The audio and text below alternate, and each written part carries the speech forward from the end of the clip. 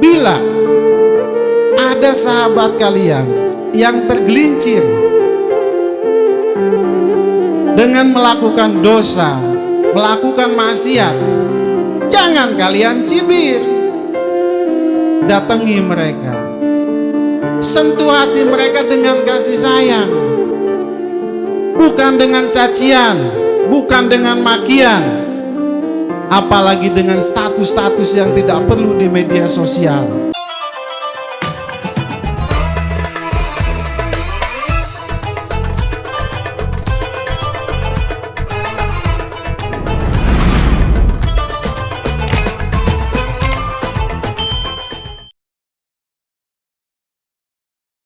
Assalamualaikum warahmatullahi wabarakatuh.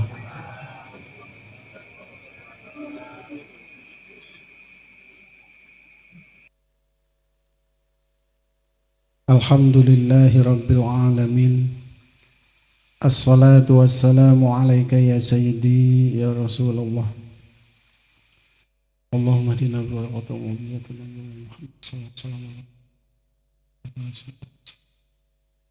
Sultanul Auliya Sayyidina Syaikhul wa barakatuh rahmati sosok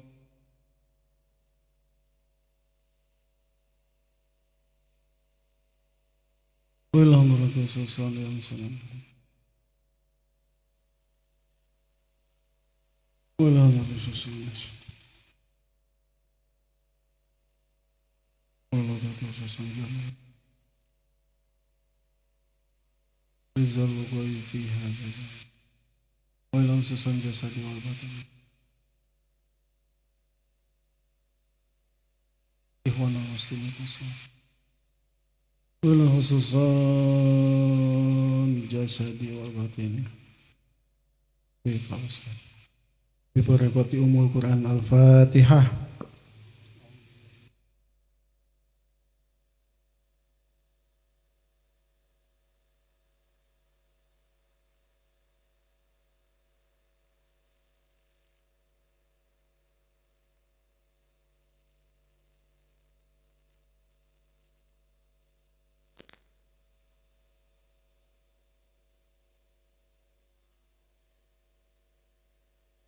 Akan selalu ada pertarungan pada setiap sisi hati yang telah tersapa hidayah untuk selalu bertahan dalam getirnya perjuangan menuju jalan yang lebih baik atau berlepas diri dari anugerah yang telah Allah berikan kepada kita. Hidayah adalah hak prerogatif Allah.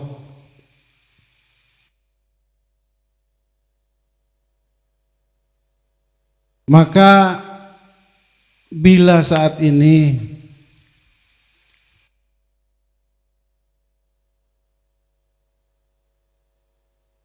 Allah memberikan karunia besarnya kepada kita dengan memberikan hidayah, maka pertahankanlah hidayah itu.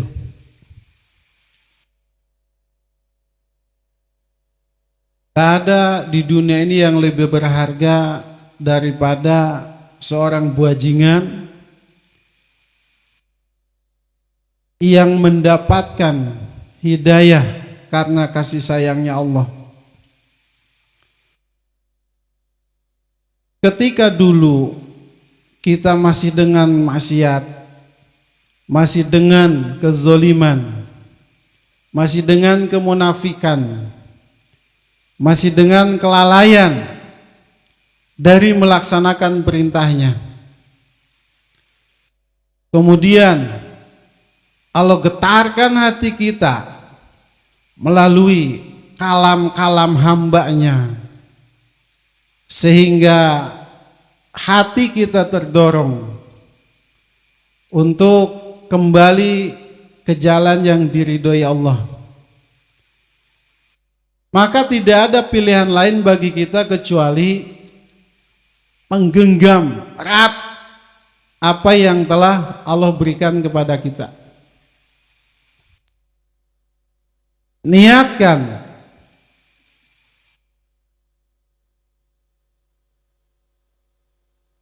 semuanya karena Allah. Dan bila engkau melakukan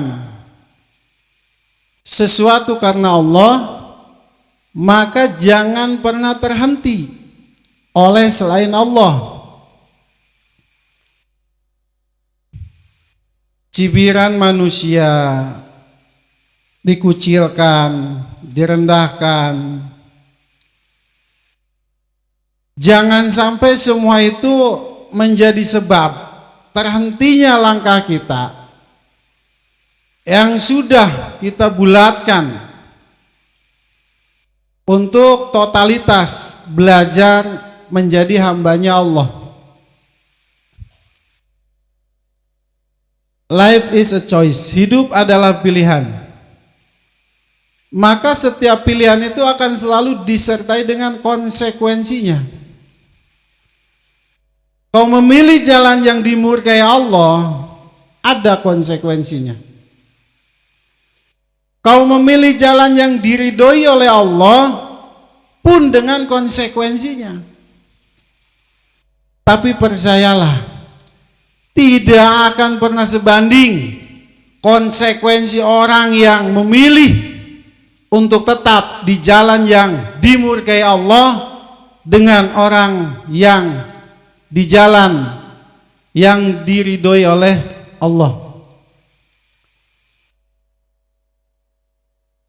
Konsekuensi orang yang bertahan dengan getirnya hati karena cibiran-cibiran orang-orang yang senantiasa mencibir karena perjalanan hijrahnya, itu adalah konsekuensi yang sangat ringan. Konsekuensi yang tidak membuat kita buta atau tuli. Konsekuensi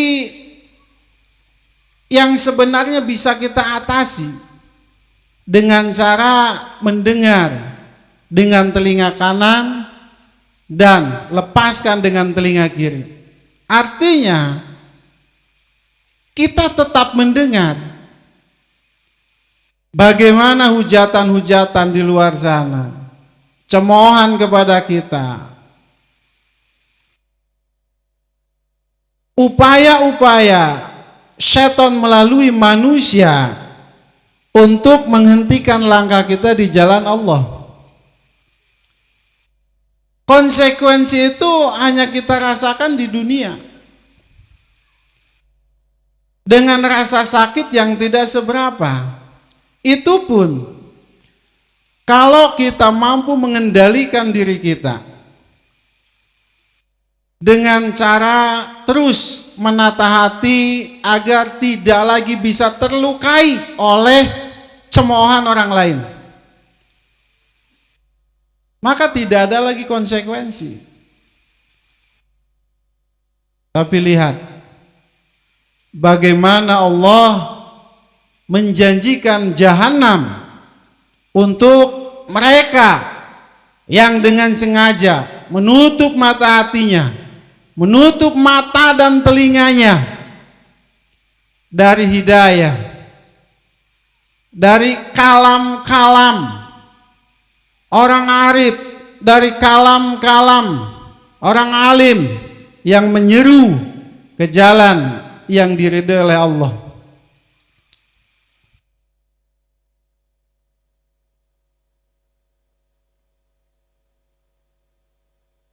Bagi kalian yang sedang belajar hijrah, sedang belajar meniti jalan menuju Allah, meninggalkan segala bentuk kemaksiatan, takhalli, melepaskan diri dari belenggu kemaksiatan yang selama ini kita lakukan. Kemudian kita isi tahalli dengan apa?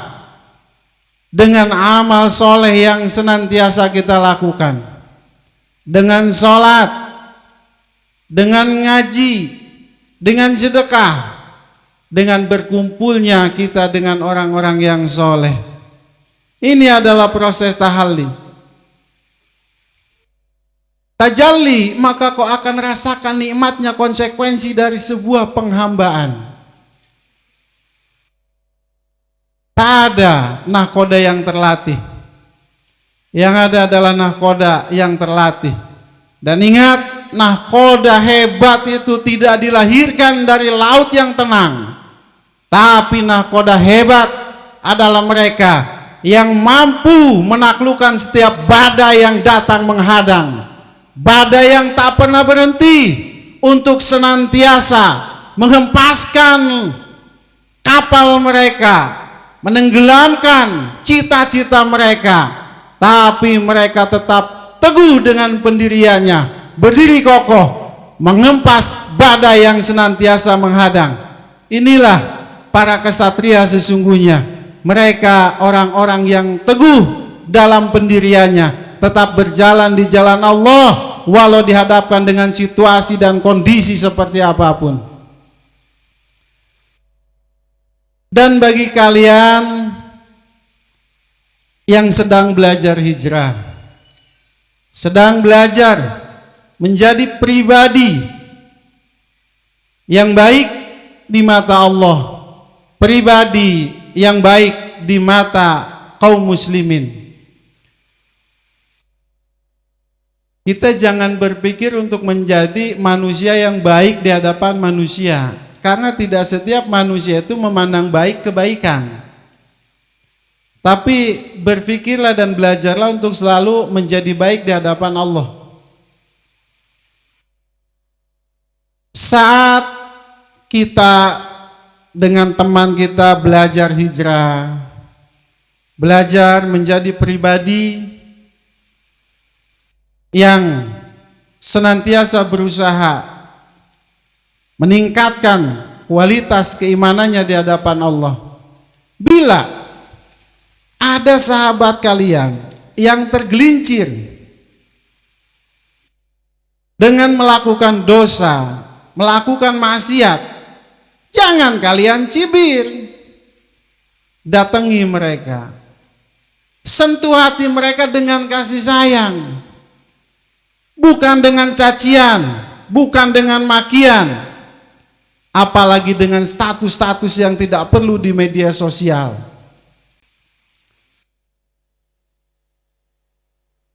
Kita bukan manusia sempurna.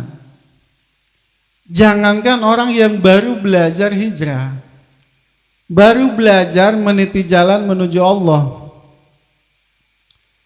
orang-orang yang sudah terbiasa dengan ketaatannya kepada Allah pun masih bisa tergelincir dan melakukan dosa, apalagi kita yang masih belajar.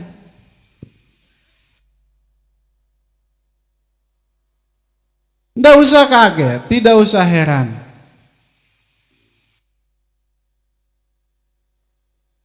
Ini adalah bagian daripada perjalanan.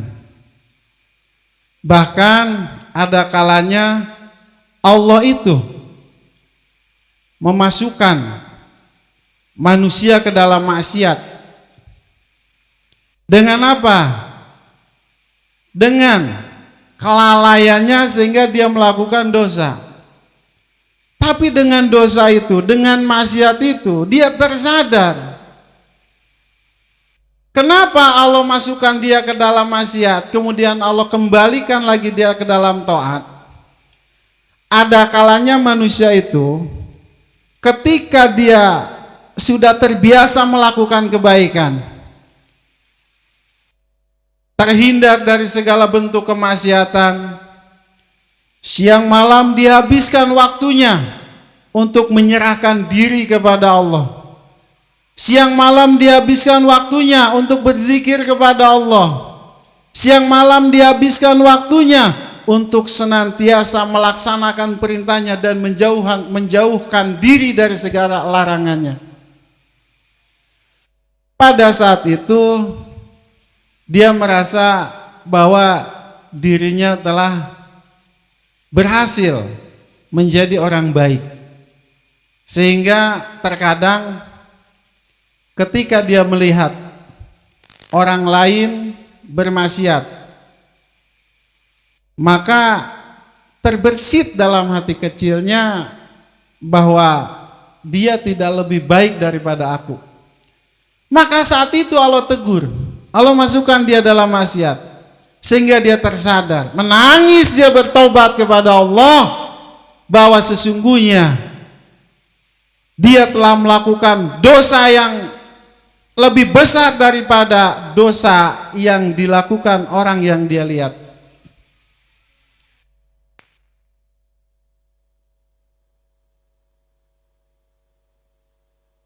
Di sini banyak sekali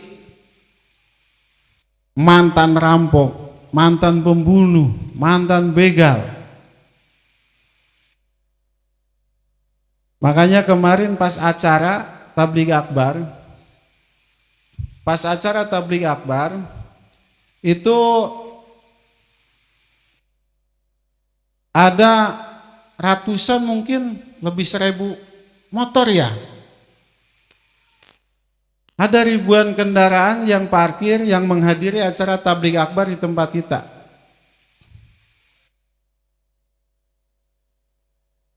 Dulu di Kerawang, kalau ada tabligh akbar, pasti briefing tim yang bertanggung jawab menjaga parkiran. Karena ini terkait dengan barang orang, hilang kita ganti. Di sini tidak ada yang namanya pengarahan dari tidak ada briefing. Goler, pasukan kerahkan, urus tuh parkiran. Tidak ada arahan, bang nanti begini, kalau ini harus begini, tidak. Kenapa? Mereka sudah terlatih. Bukan pengamanan. Atu rampokna didinya kabeh.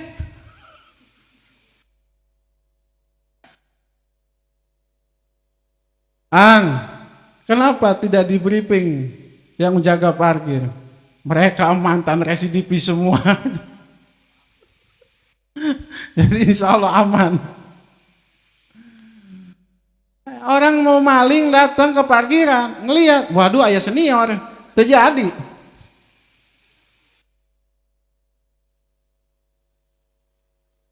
Betul kan?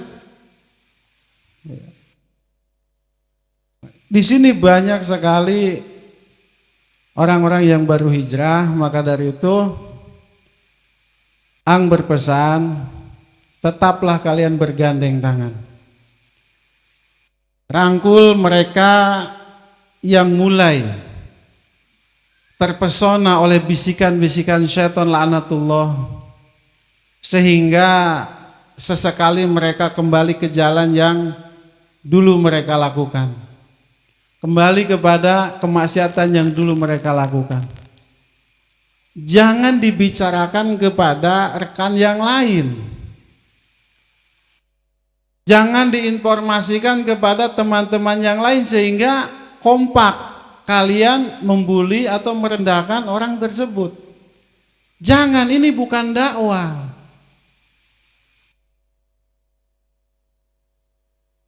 Ketika kita melihat rekan kita, teman kita yang bersama belajar meniti jalan menuju Allah, kemudian mereka tergelincir, terjatuh dalam kemaksiatan yang dulu mereka lakukan.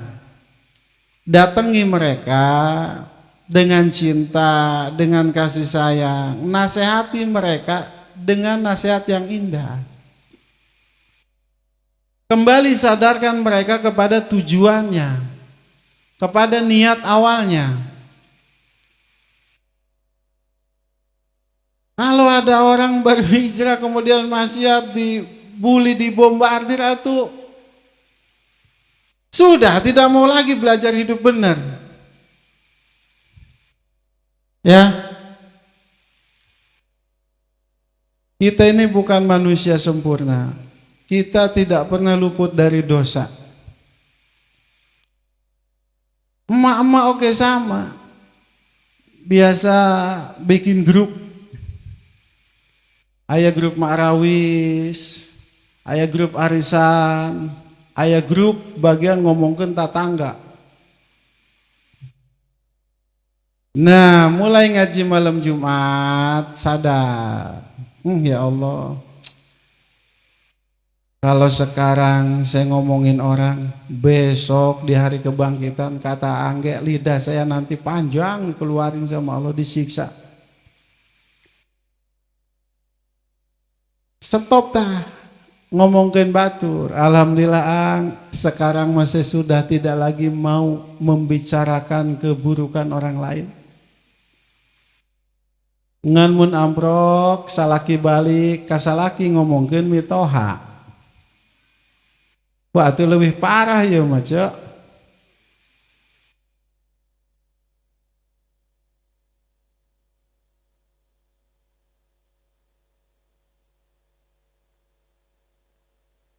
Jadi kembali bahwa tadi akan selalu ada pertarungan pada setiap sisi hati yang telah tersapa hidayah.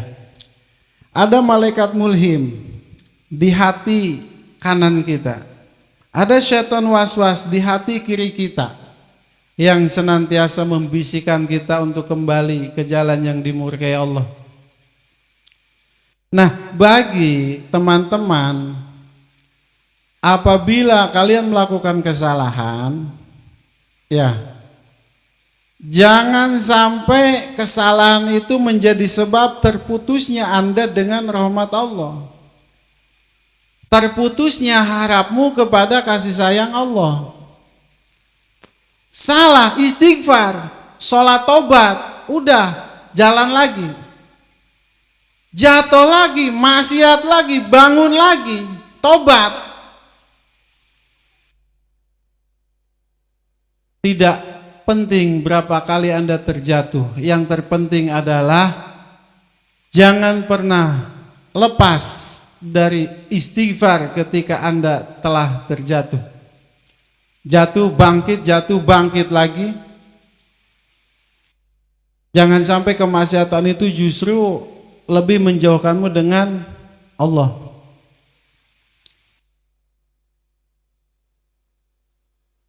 Aya wae babu jelema diajar hijrah, apa kitu moal diuji ku Allah.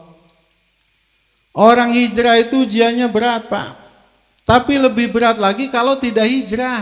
Siksanya dahsyat.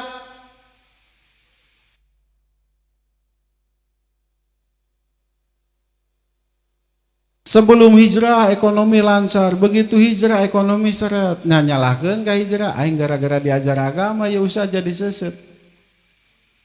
Daya urusana.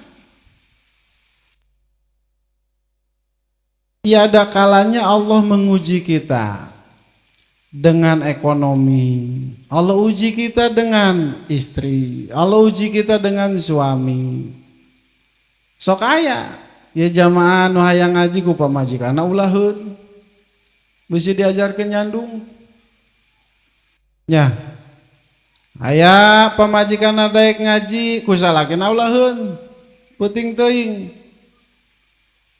Nah maka kalau kita berbicara para wali teh mun ngobrolkeun setan teh lain ningali atau nunjuk ka barang nu teu katingali. Wali-wali Allah mah menyebutkeun setan teh nunjuk ka perkara nu katingali.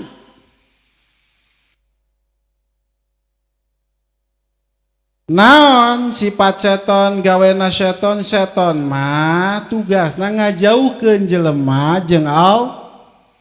Di saat orang itu menginginkan kebaikan dalam hidupnya, dia belajar untuk menjadi manusia yang senantiasa berserah diri kepada Allah, menjadi manusia yang senantiasa tunduk kepada Allah, maka syaitan laknatullah tidak akan pernah diam.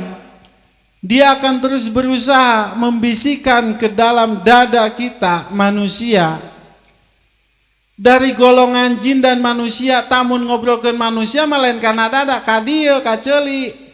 Ya, sia hijrah sok mali lagi ya. Kadang deui abok deui. Ta ieu teh setan anu wujud. Mun urang diajar ngaji, kita belajar ngaji, mulai ya daek sholat, mulai ya ngitungan zakat supaya dikeluarkan zakatna. Ku pamajikan di halangan, tak seton tak. Sabab sifat seton mah ngahalangan jelema jeung Allah. Apabila di suatu tempat terdapat kekasih Allah, terdapat orang yang ma'rifat, maka seton misi utamanya di situ adalah menjauhkan manusia dari para kekasih Allah. Kenapa? Karena dia tahu bahayanya besar bila manusia itu sudah berada di bawah kendali para kekasih Allah. Hatinya sudah terikat dengan para kekasih Allah. Setan akan lebih susah menghasut mereka. Rasulullah mau ke masjid, di luar masjid ada setan. Hei setan, ngapain lo? Mau masuk ini, mau goda orang yang lagi sholat, tapi takut sama orang yang tidur. Setan mau goda orang yang lagi sholat, tapi takut sama orang yang lagi tidur. Kenapa setan tidak takut sama orang yang sholat? Justru setan itu kalau ada orang sholat, wah dia berbondong-bondong datang tuh.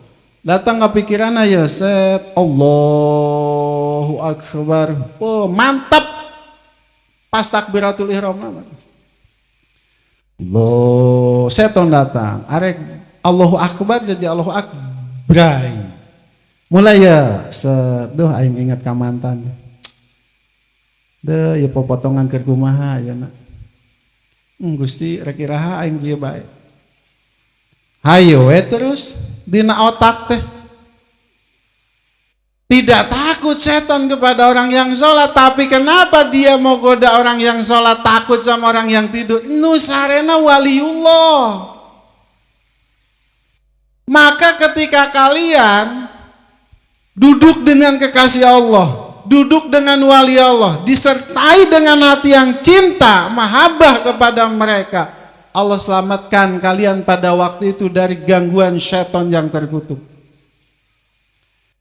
Sampai ngagoda, aduh, aing makan ngobrol jeung Haji Boim. Umpama Haji Boim teh wali, ngan berbunga nasib. Jadi hese mana?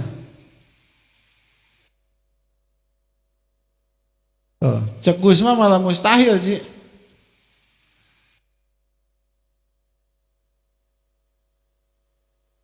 Nah apalagi hati kita terikat dengan hati kekasih Allah. Namamu ada dalam hati kekasih Allah. Pancaran nur ilahiyah yang Allah ujamkan ke dalam hati wali Allah tersebut telah memancar ke dalam hatimu, maka setan akan sangat bersusah payah dalam menggodamu. Hese setan. Karena dia tahu konsekuensinya, maka cara utama itu menjauhkan manusia dari orang-orang yang dicintai Allah, orang yang sudah mempunyai kedudukan khusus di sisi Allah. Macam-macam, aya nuku pamajikan, aya nuku dulu siarek naon ngaji didinya. Aya teh asal rek ngaji muriang. Bubar pengajian cager muriangna lala jobola nepi ka subuh. Nah, makanya yuk emak-emak masya Allah pintar Gus. Ibu-ibu di sini pintar. Ang kemarin mendapat informasi yang insya Allah dari orang yang bisa dipercaya. Bahwasanya ibu-ibu itu katanya saking gak maunya ketinggalan pengajian malam Jumat, Ada yang datang habis maghrib, padahal ngaji jam 11. Ada yang jam 7 setengah 8 sudah datang. Datang asup ka ditutu ka jero sarare. Tak kan seri kan? Ya remasa. Sare. Tanya. Atuh datang sarare rek naon? Kalau nunggu jam 8 jam 9 itu biasanya ngantuk. Udah tidur di rumah sudah, bangunnya gimana nanti pagi. Maka diakalan ku mama daripada sare terjadi ngaji mending mangkat nanti sore. Atuh santri karak ajan mama geus nongkrong di dinya tiluan.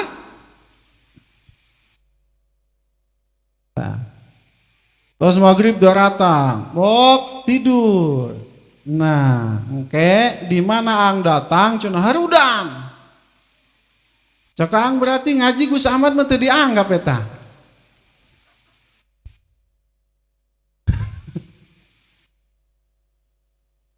Nah ini cerdas. Jadi gitu Bu, ulah elek ku seton. Seton licik, urang kudu leuwih licik. Ngan ngalicikan seton, ulang ngalicikan kolot. Komo ngalicikan salaki.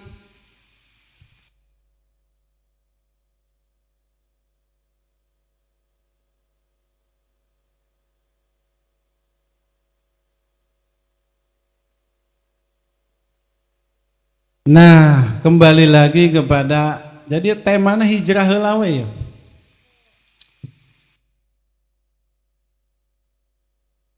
Dikala kita membulatkan tekad untuk kembali kepada Allah melalui bimbingan para guru bersama sahabat-sahabat yang kita cintai, kita belajar.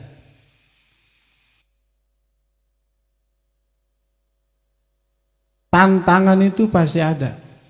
Tidak mungkin tidak ada ujian. Nah, perbaiki dirimu. Setelah itu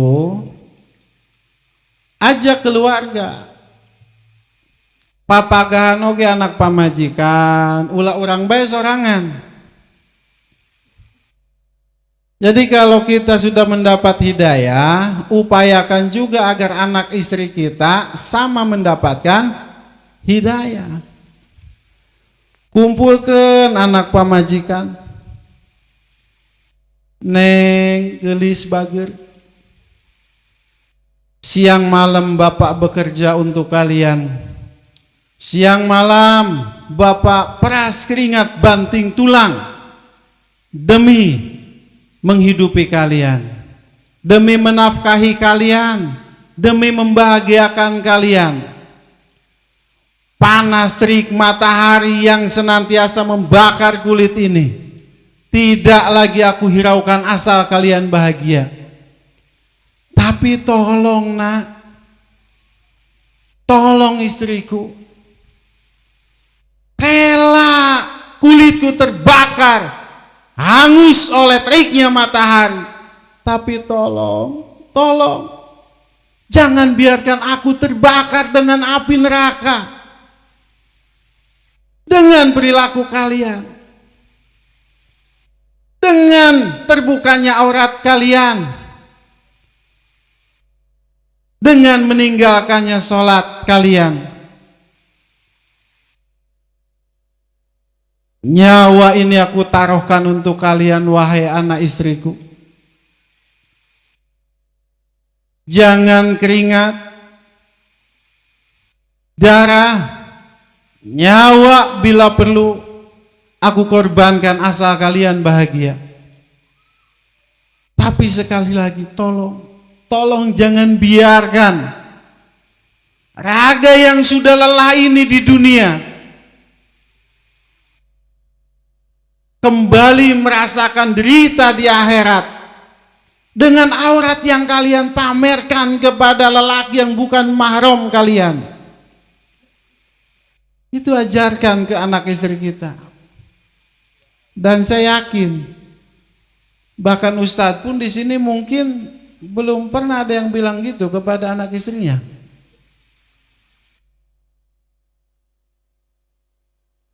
Pernah Gus Ahmad? Belum pernah.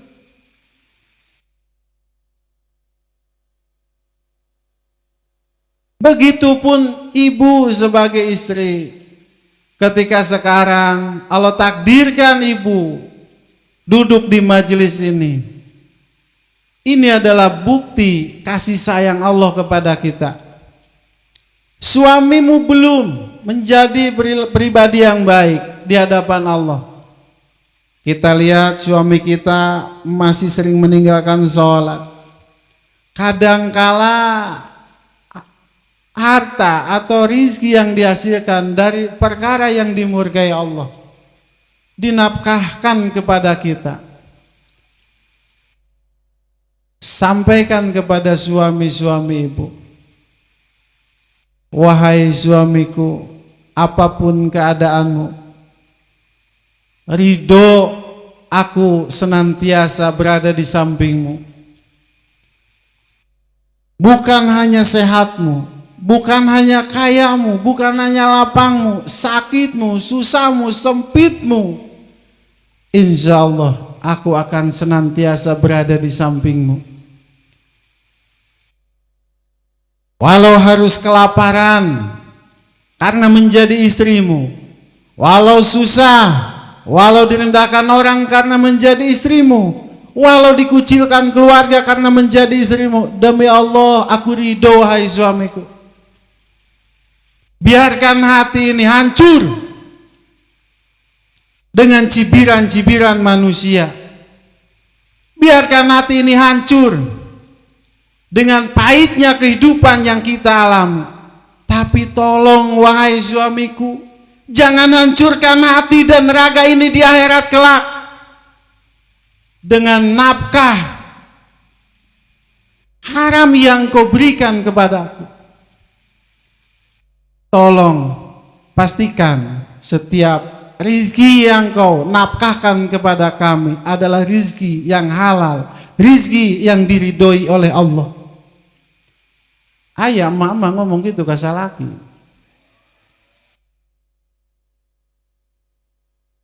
Malah pamajikan anu titah nginjem karentenir.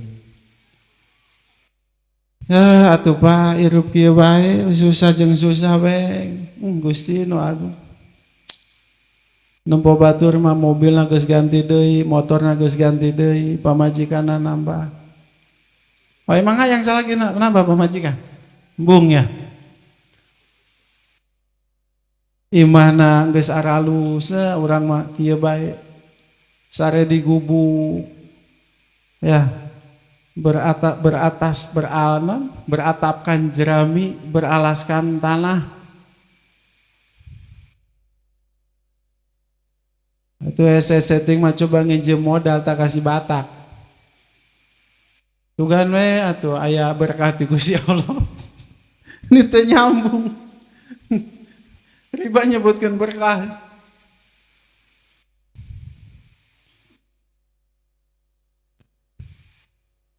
Eta Pak. Bu, ridho teu mun salaki asup neraka. Ridho teu amun kolot asup neraka. Ridho teu bapak ibu nu geus maot, emak ibu anu geus maot di alam barzah disiksa ku malaikat. Ridho teu? Maka Ang selalu bilang, bohong, dusta orang yang katanya sayang sama orang tua yang sudah meninggal, tapi masih mau dan senang dengan maksiat, senang mengumbar aurat, berani meninggalkan sholat. Dusta, dusta, dialah pendusta sesungguhnya. Orang yang betul tulus menyayangi orang tuanya, apalagi kedua orang tuanya sudah meninggal, begitu dia mau bermaksiat, ingat tiap dosa yang dia lakukan sampai kepada orang tuanya. Kita belum disiksa sekarang, maksiat kita masih merasa nikmat, melakukan dosa kita masih merasa senang. tanpa ada konsekuensi yang langsung kita terima. Tapi sadarkah kita, saat kita meninggalkan sholat, orang tua kita di sono yang disiksa. Kita bermaksiat, orang tua kita yang menanggung siksa. Maka bila cintamu betul, tulus kepada kedua orang tuamu, awas, sing ingat, sing eling, mundek bobogohan. Kalau mau bermaksiat, ingat, maksiatmu menjadi siksa atas kedua orang tuamu di alam kubur. Hati-hati. Maka sayangi orang tuamu dengan cara selalu berusaha menjadi hamba yang baik di hadapan Allah.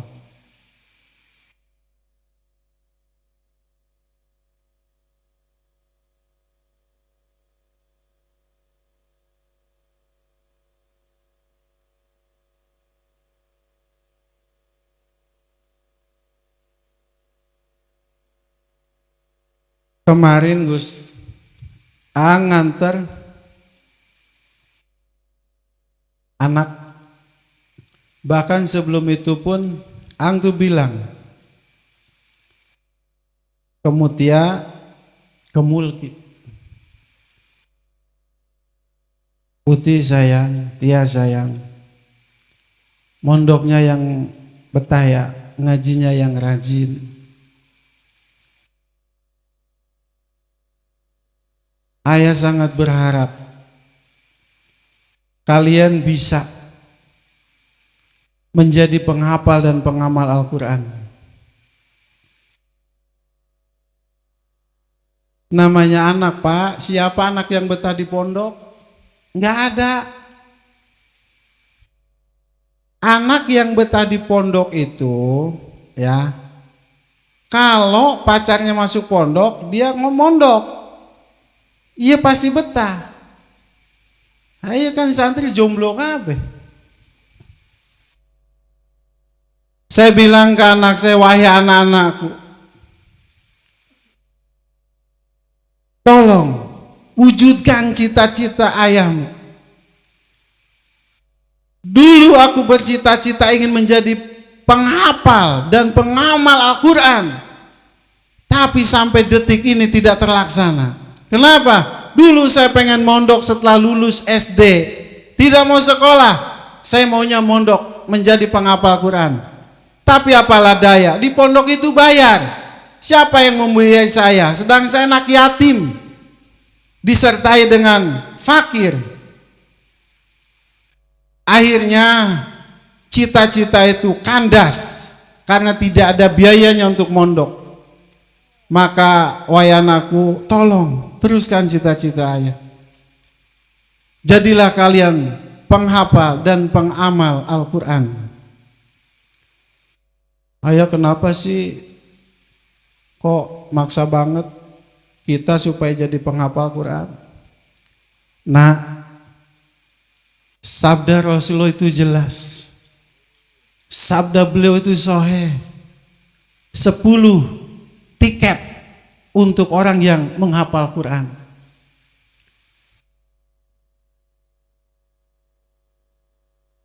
Ayah tidak memiliki jaminan masuk surga, nak. Dengan banyaknya pesantren yang ayah bangun, masjid yang ayah bangun, anak yatim yang ayah urus, itu semua tidak menjadi jaminan untukku selamat di alam akhirat. Bahkan setiap amal yang aku lakukan, itu pun tidak menjamin keselamatanku di alam akhirat. Tolong teruskan cita-cita ayah. Bila kelak ayah ada di dalam neraka dan kalian menjadi penghafal, pengamal Al-Quran, sehingga kalian mendapat tiket 10 untuk keluarga kalian, angkat ayah dari neraka, nak. Demi Allah, saya tidak akan pernah sanggup di dalamnya.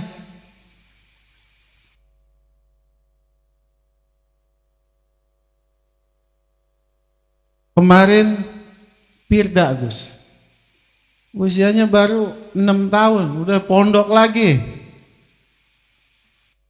Jadi anak pondok sudah suruh belajar. Ya salah satu targetnya mereka menjadi penghafal dan pengamal Al-Quran. Kenapa? Tadi Pak, ngandalkan amal sorangan mau ya Allah ya karim jajohanen kudu selamat di akhirat.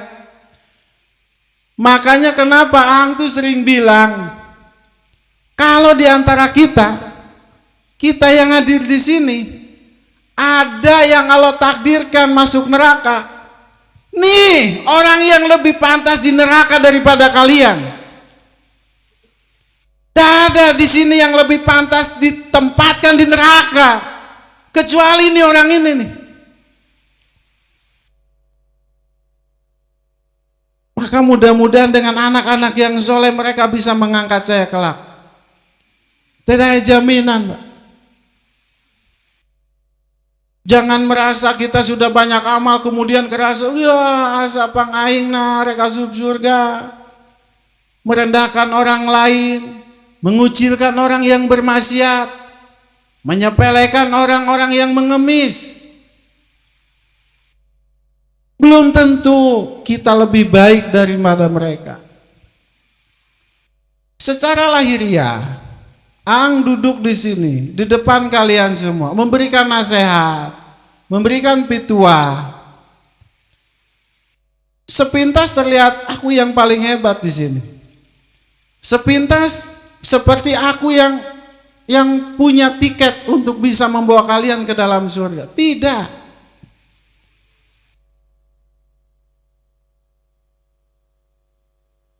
Tapi doa yang selalu panjatkan kepada Allah. Maka dari dulu Pak, Ang tuh selalu berdoa kepada Allah, ya Rob, sebesar apapun dosa yang dilakukan murid-muridku, sebanyak apapun maksiat yang dilakukan oleh jamaah-jamaah majlis Allah, ya Rob, tolong selamatkan mereka ya Allah, tolong selamatkan mereka. Jangan sampai ada di antara jamaah majlis Allah, jangan sampai ada di antara murid-muridku yang mengalami pahitnya siksa neraka.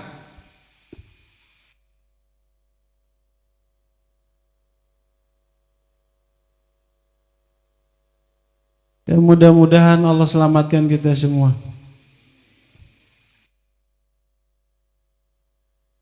Aku berbicara seperti ini bukan dalam urusan tawadu. Ini bukan tentang tawadu, tapi ini tentang rasa yang sedang aku rasakan dan mungkin selamanya aku rasa. Bahwa tidak ada yang lebih pantas di antara kita untuk merasakan siksanya api neraka kecuali saya.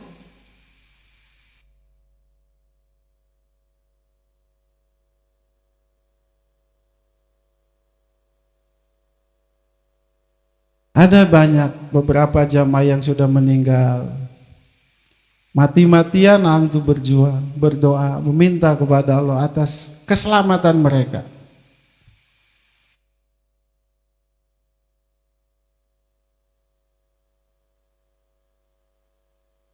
Asaku terido Gus, terido ningali orang-orang yang saat ini belajar bersama Ang, ngaji bersama Ang, kudus disiksa di akhirat, terido ya Allah. Sing sara lamet sadayana.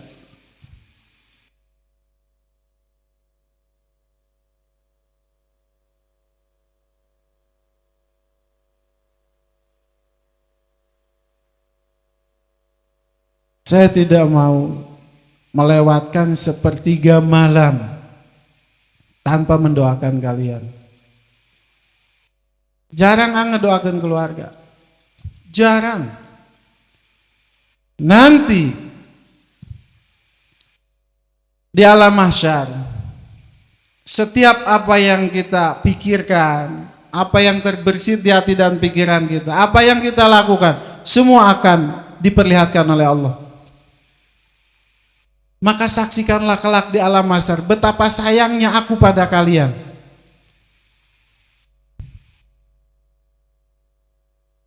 tidak mau melewatkan sepertiga malam tanpa mendoakan kalian. Walau dalam keadaan sakit menggigil, ya Allah ya Rob, selamatkan jamaah majlis Allah ya Rob. Selamatkan jamaah majlis Allah ya Rob. Demi Engkau ya Rob, Zat yang jiwaku berada dalam genggamanmu. Tidak ridho hati ini bila Engkau melihat ada orang-orang yang belajar bersamaku harus tersentuh api neraka. Demi Allah terido ya Rob. Tapi Engkaulah pemilik kewenangan. Engkau yang punya hak prerogatif. Maka dengan segala kerendahan dan ketulusan hati ini ya Rob, Engkau menjadi saksi betapa aku menyayangi mereka ya Rob. Selamatkan jamaah majlis Allah. Banyak di antara mereka yang repot di dunia. Banyak di antara mereka yang tersiksa oleh beratnya beban kehidupan di dunia ini ya Rob.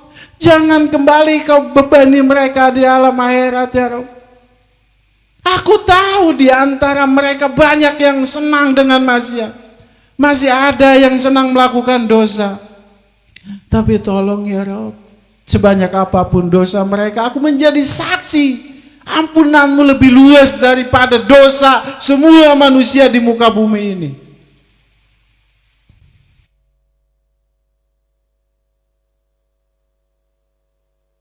Dan andai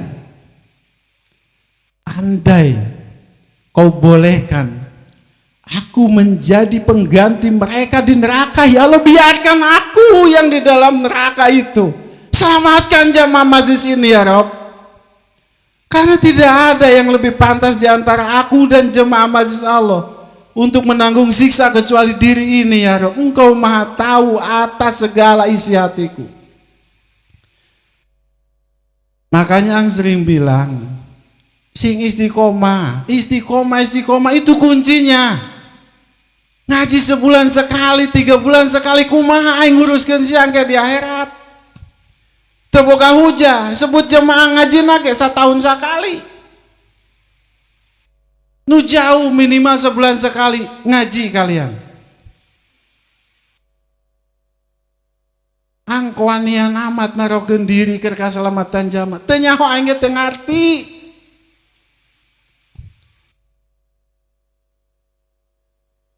Ngomong ke Ampel, aing mun ngobrol teh adil mah teh adil pel jeung jamaah teh. Aing narokeun sagalana jamaah, aing keluarga aing kalaparan ge da gadang teu nyarahwan ieu teh. Malam aing keriweuh ge ye aya keneh bae nu minjem duit. Eta jamaah. Ang tulungan tuang ieu keur pabelit ieu hutang. Teu nyaho aing ge keur pabelit ieu mayaran material masjid.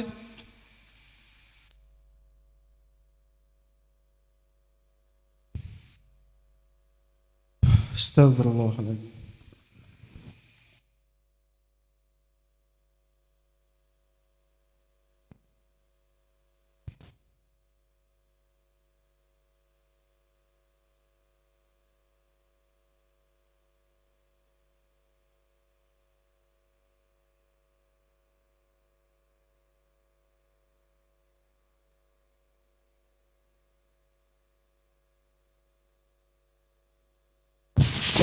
Astagfirullah.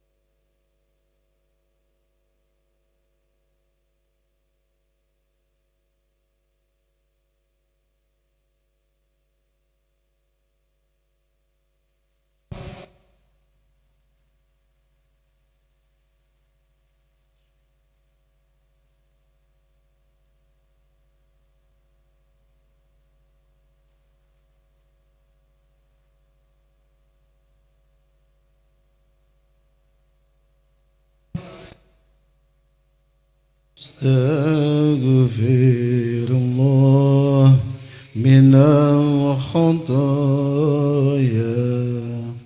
Astaghfirullah Rabbal baraya. Astaghfirullah minal khataya. Al-Fatihah.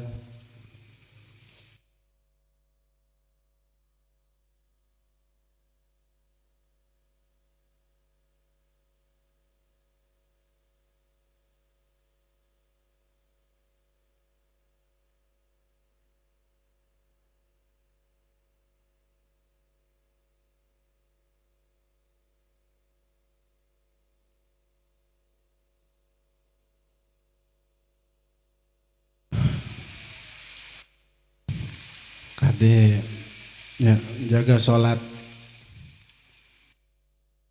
Suatu ketika Syekh Abdurrahman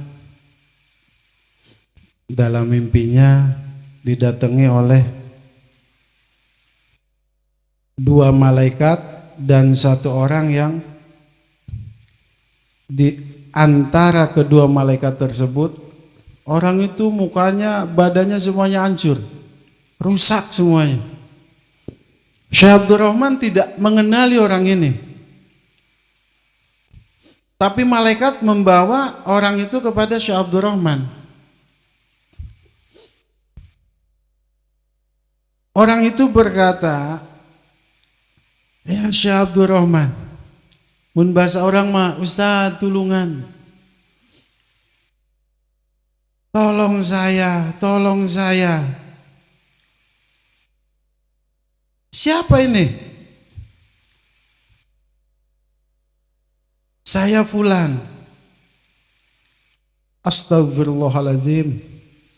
Wah, ieu kunaon jadi kieu? Wah, dulu bapak itu dulu nggak pernah sholat. Kadang sholat banyak ninggalinya. Terus kenapa bapak bisa meninggal? Diceritakan, dia sedang naik motor dari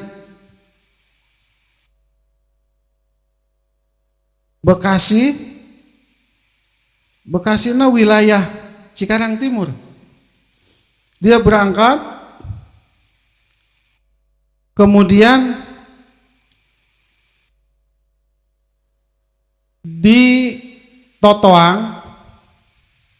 Naon si Totoang naon gue liat mereka tempuran teh.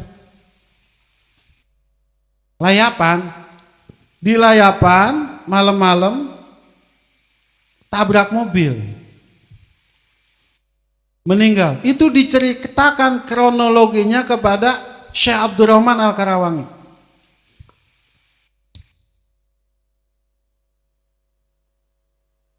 Tolong, Ustaz, tolong sampaikan kepada anak cucu Bapak supaya mereka sholat dan mendoakan Bapak. Syekh Abdurrahman belum tahu tuh kronologi meninggalnya seperti apa, tahu dari beliau langsung.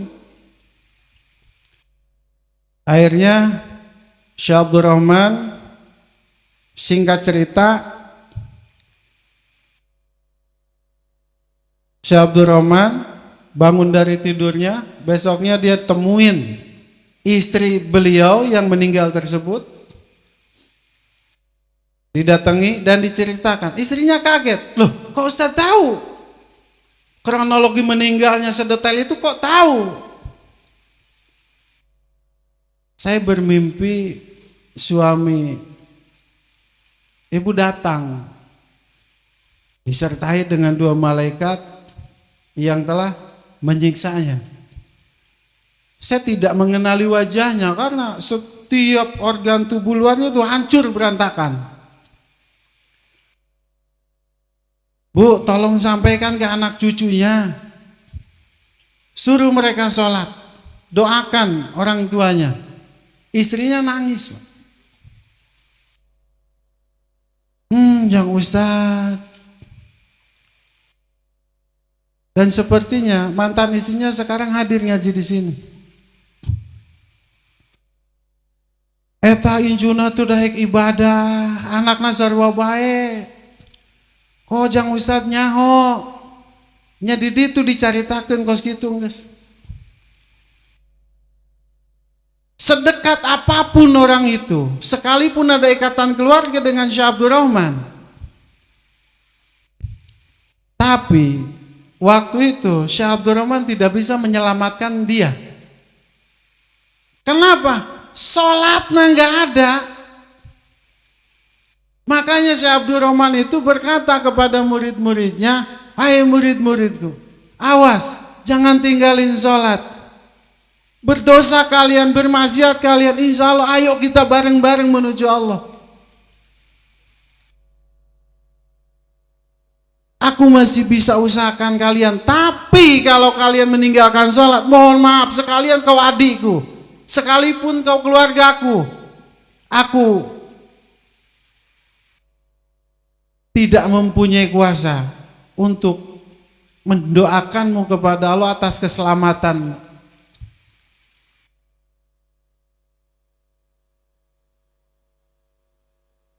Dari kisah ini kita belajar bahwa sekalipun kekasih Allah, keluarganya, kalau ninggalkan sholat mah Pak seribu hese diangkat hese ditulungan. Maka pesenang untuk jamaah, sesibuk apapun kalian bekerja, ya selelah apapun kalian setelah beraktivitas, awas jangan tinggalkan sholat. Assalamualaikum warahmatullahi wabarakatuh.